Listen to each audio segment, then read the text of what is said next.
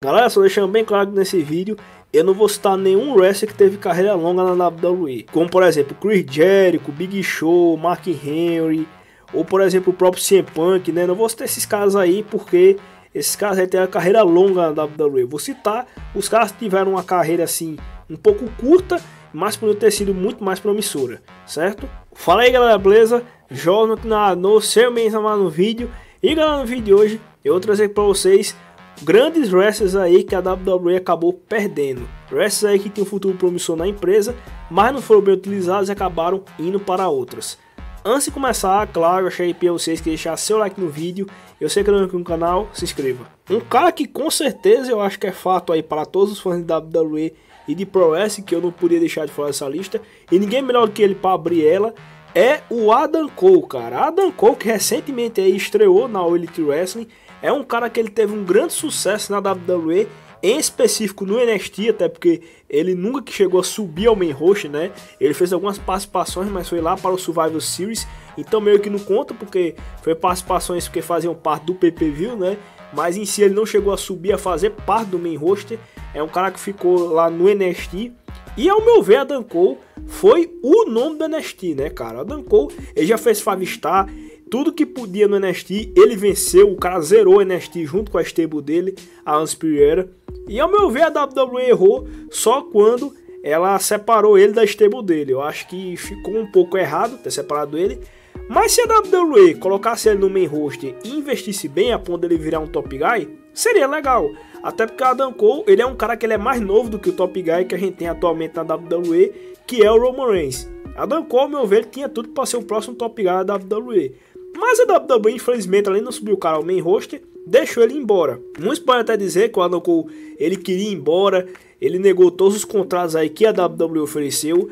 Mas isso daí é um pouco assim, que até que um pouco de hipocrisia por parte da WWE em si, porque eles colocam vários contratos para caras como, por exemplo, o Brock Lesnar, que é um part-time. Eu sei que o Brock Lesnar é um cara que dá muita audiência, mas ele é part-time, ele aparece uma vez ou outra. Adam Cole, ele podia ter contratos semelhantes ao do Brock Lesnar, não do mesmo valor, mas um valor um pouco mais alto de contrato poderiam oferecer a ele e colocar o Adam Cole no main event, porque esse é o nível do Adam Cole, main event. Acabou que a WWE não fez isso, né? E deixou o cara ir para a All Elite Wrestling. E agora, a All Elite Wrestling tem um grande nome que pode acrescentar muito à empresa. Não tanto quanto outros que tem lá, porque chegaram na frente dele, que tem lá CM Punk, tem o próprio Kenny Omega, que é o campeão mundial. Mas ele vai acrescentar muito à empresa, né?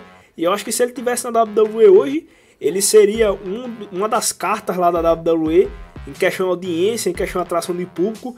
Porque o Adam Cole poderia ser colocado em lugares como, por exemplo, o Monday Night Raw, que está numa fase ruim em questão de audiência, né? A galera está criticando muito a brand vermelha e ele poderia ser colocado lá.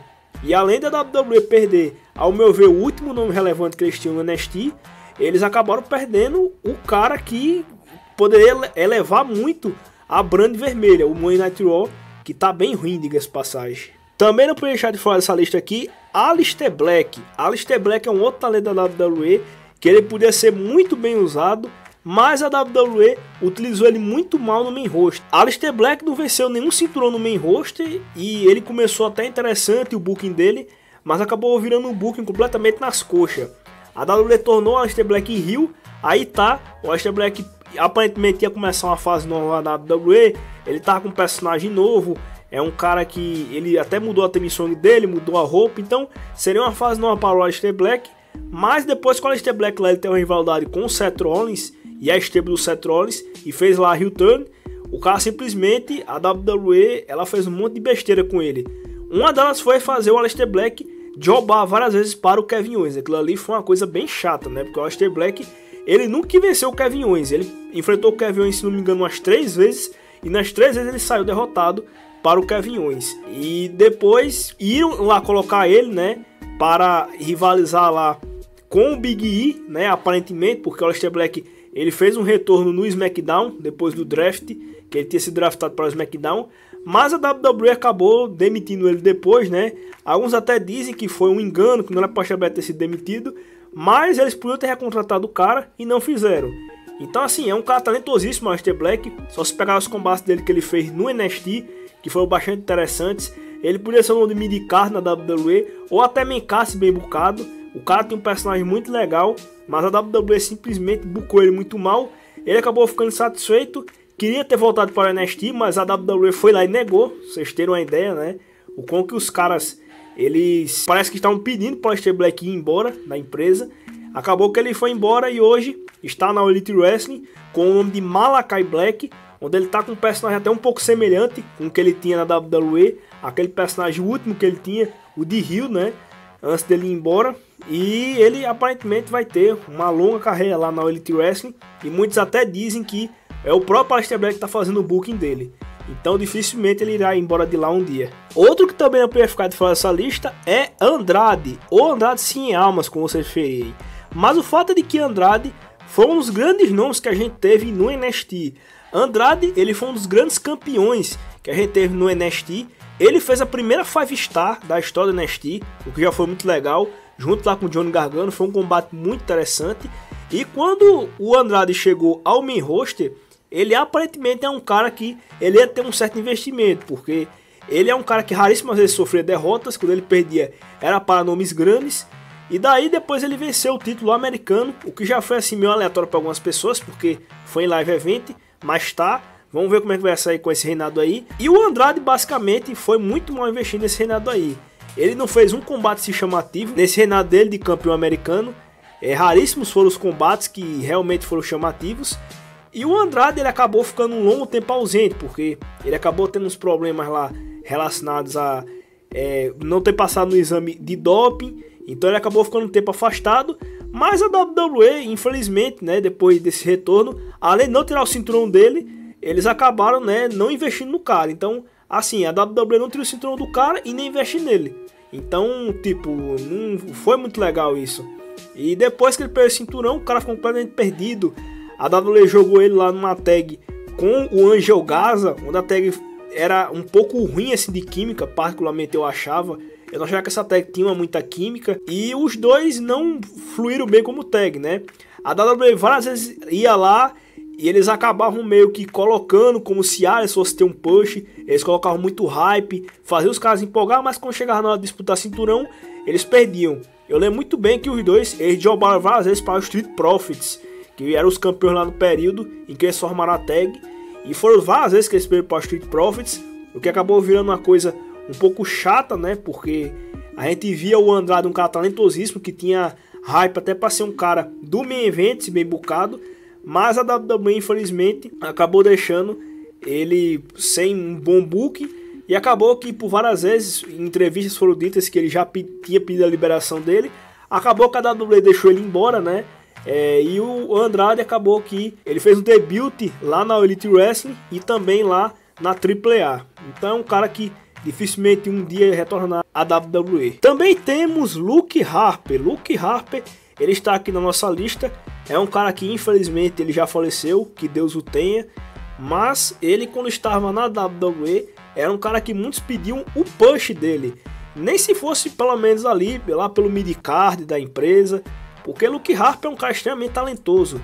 Pro tamanho dele, ele era um cara muito ágil e era impressionante os spots que ele fazia em ringue, os vários saltos que ele fazia. E o público gostava muito de Luke Harper. Mesmo na maior parte de sua carreira na WWE, ele estando como heel, era um cara que empolgava bastante o público. Mas, como aí diz na lista, é um cara que a WWE não aproveitou. Ela chegou a dar uma vez o cinturão de campeão intercontinental para ele, mas o reinado dele não foi tão longo. E na maior parte das vezes, ele ganhou o título de tags na empresa no geral.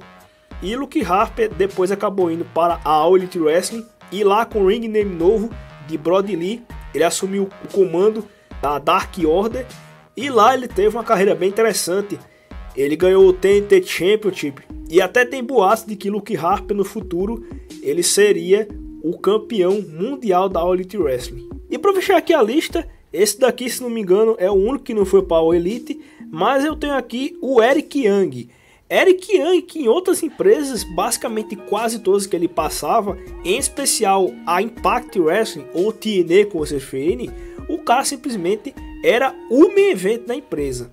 Mas acontece que Eric Young, na WWE, quando ele chegou lá no NXT, fez uma carreira solo durante um curto período, mas não foi em si tanto para frente, e daí ele acabou liderando a stable Sanity. E nessa stable aí, no NXT ele não era, de certa forma, um dos favoritos, né? Vocês podiam ver muito bem que tinham lá tags e também outras stables que estavam muito acima da dele. A gente tinha o DIY, tinha o Revival, e mais adiante foi bem ofuscado pela chegada da Undisputed Era. Então assim, a stable dele não é das mais importantes lá no NXT. E acontece que quando eles foram ao main roster, os caras basicamente viraram jobbers. Mas assim, jobbers de luxo, nem parece que os caras tiveram nenhum destaque no NXT. Parece que no NXT eles eram jobbers e no main roster repetiram a mesma coisa, sabe? Então assim, é uma stable que simplesmente eles não estavam lá para acrescentar, estavam lá só para jobbar. Então foi bem chato isso. Aí o Eric Young foi separado da stable dele em um draft que teve lá na WWE. E depois basicamente ele acabou sumindo dos shows. O cara era mais subido que padre do balão, sabe? Nos shows.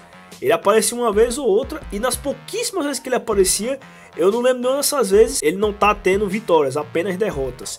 Então foi bem complicado isso pra ele, e que mais adiante acabou acontecendo que o Eric Young deixou a WWE e voltou lá para a antiga casa dele, que é a Impact Wrestling.